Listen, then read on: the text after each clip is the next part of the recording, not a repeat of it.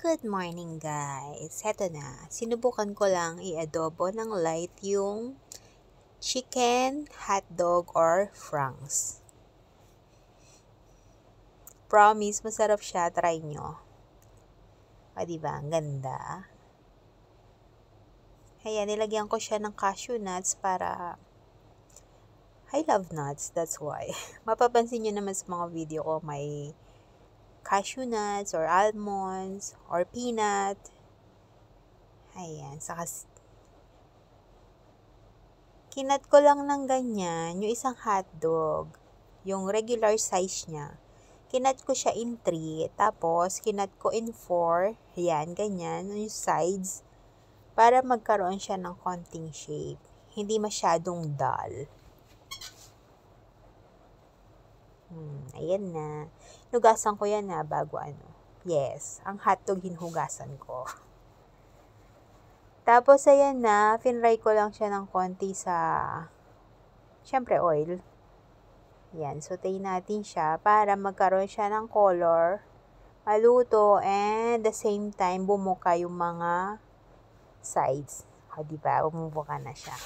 Mas maganda siya kaysa so simple na kinat mo lang, diba? Ayan, mapula na siya.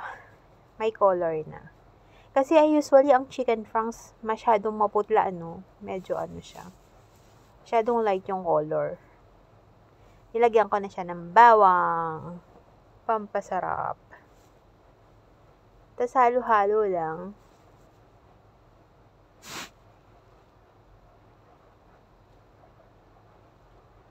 Ingatan nyo. Kasi yung franks ka madurog sa sobrang halo.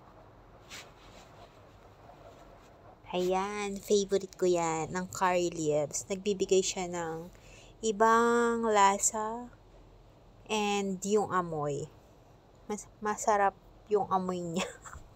Ano ba yan? Masarap yung amoy. Yes, totoo yun. Masarap yung amoy niya. Try nyo, curry leaves. Pag uwi kong Pilipinas, magtatanim ako sa ko niyan. Sa bahay ko, para kuha lang ako araw-araw. Tapos ayan, nilagyan ko na siya ng onion. Yes. Sa medyo huli yung onion. Para pag naluto siya, hindi ganong kaluto yung onion. Masarap kaya yung onion.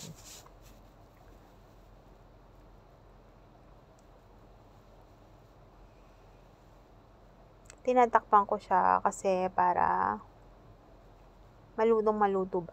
Kasi nakano lang siya, naka-light lang yung flame niya.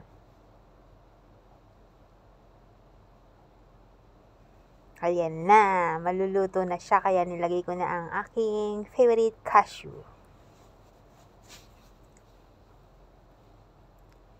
So, pag ganyan na siya, i-ready mo na ang iyong soy sauce. Pero hindi ganun karami ha, konti lang. Kasi pag marami siya, baka lumampot masyado yung yung hotdog. Tapos nilagyan ko siya rin ng chili and black pepper. Ayan na ang ating soy sauce. Konti lang. To the fact na wala na akong soy sauce. Pero actually, konti lang talaga yung bala ko ilagay. Kasi nga, pag nababad siya sa tubig, di ba yung hotdog, pag nababad siya sa tubig, parang nag-iiba na yung texture niya and lasa.